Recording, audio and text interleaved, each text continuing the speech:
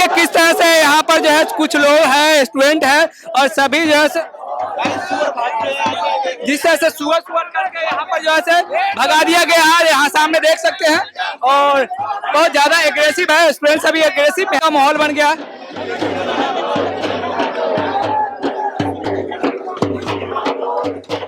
चल रहा है प्रोटेस्ट, कब तक ये चलेगा प्रोटेस्ट? जब तक धर्मेंद्र प्रधान इस्तीफा नहीं देते। पूछने की बात है क्या कि कब तक चलेगा? इस्तीफा आज दे दे, हम आज घर चले जाएं। इस्तीफा तो दें, थोड़ी शर्म हया है अगर धर्मेंद्र प्रधान के अंदर, तो आई होप इस्तीफा दे देना चाहिए इनको अगर शर्म हया हो। लेकिन नहीं, अमित शाह ने कहा था ना एक बार कि भाई हमारी पार्टी में इस्तीफे नहीं तबादले होते हैं, तो वही चीज है ना, अगर इनमें शर्म हया है तो इस्तीफा दे दें।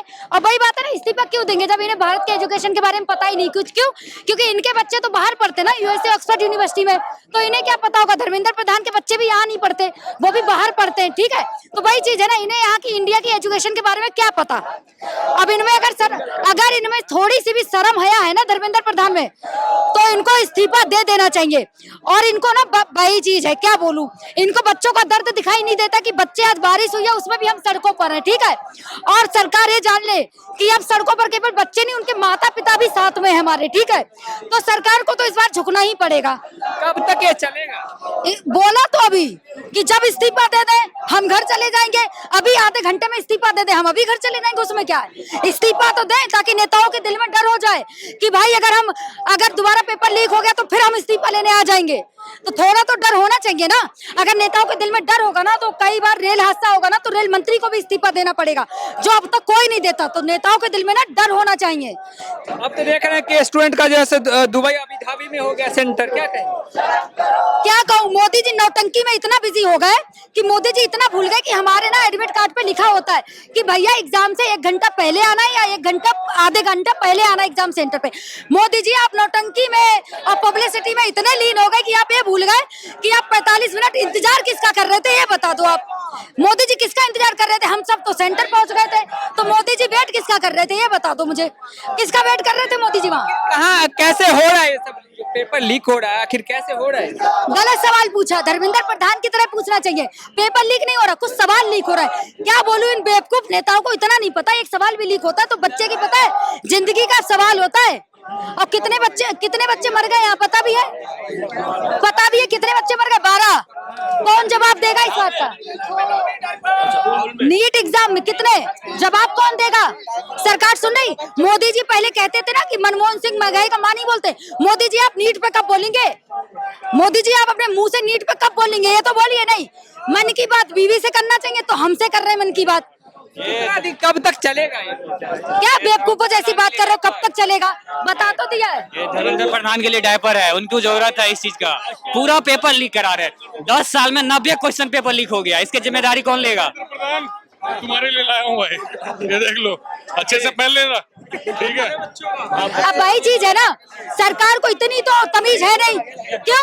क्योंकि अब वही चीज है ना, अब वही बात है ना, अगर इनकी पार्टी में कोई पढ़ा लिखा नेता होता आज, तो उसे एजुकेशन का पता होता ना कि बच्चों के लिए शिक्षा कितनी जरूरी है। इनकी पार्टी में सब जाहिल गवार है, कोई नेता पढ़ा लिखा है नहीं है ना, तो पता क्या होगा इनको?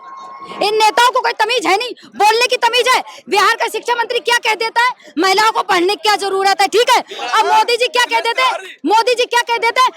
मतलब नीट पे बात करनी चाहिए इन्हें, तो क्या कर रहे हैं? आम कैसे खाएं? अरे भैया मोदी जी हम भारत में ही रहते हैं, हमें पता है कि आम कैसे खाया जाता है।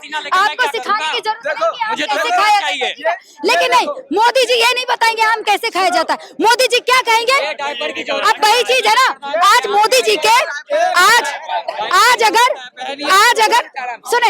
अगर मोदी जी के बच्चे होते ना, तो मोदी जी को बच्चों का दर्द समझ आता। बीवी इनकी है नहीं, बच्चे इनके हैं नहीं, तो हमारा दर्द क्या समझ आए?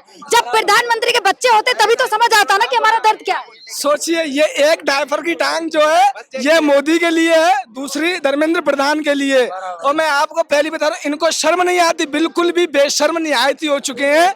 यहाँ से 500 मीटर दूरी पे है धर्मेंद्र प्रधान का आवास, लेकिन इनको फिर भी शर्म नहीं आ रही क्योंकि इनके बच्चे नहीं मरे हैं।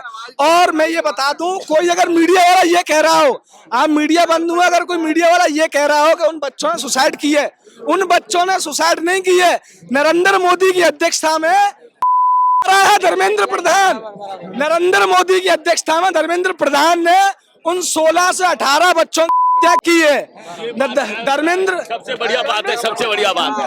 अब वही चीज है ना, मोदी जी की अगर खुद बीवी बच्चे होते तो पता होता ना कि बच्चों का दर्द क्या होता है। हम यहाँ सड़कों पे, इनकी बीवी बच्चे हैं नहीं तो इनको क्या पता कि बच्चों का दर्द क्या होता है। अब जब मोदी जी के भी आज बीवी और बच्चे होते तो दर्द याद होता कि बच्चों का दर्द क्या होता है, बच्चों के अगर हाथ में चोट लग जाए तो दर्द क्या होता है।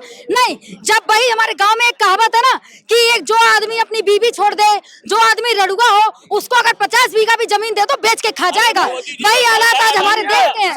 मोदी जी को दर्द है अडानी का, क्योंकि अडानी को अमेरिका के अंदर अरेस्ट होना है, उनको दर्द है उनका, वो बिके जा रहे हैं, उनकी बात माने जा रहे हैं। और हमारे बच्चे, चलो हमारे बच्चे आज जो ये चलो आज ये बच्चे प्रोडक्ट कर रहे हैं ना, पहले भी नीड था ना, ठीक है, इन्होंने कभी ध्यान ही नहीं दिया।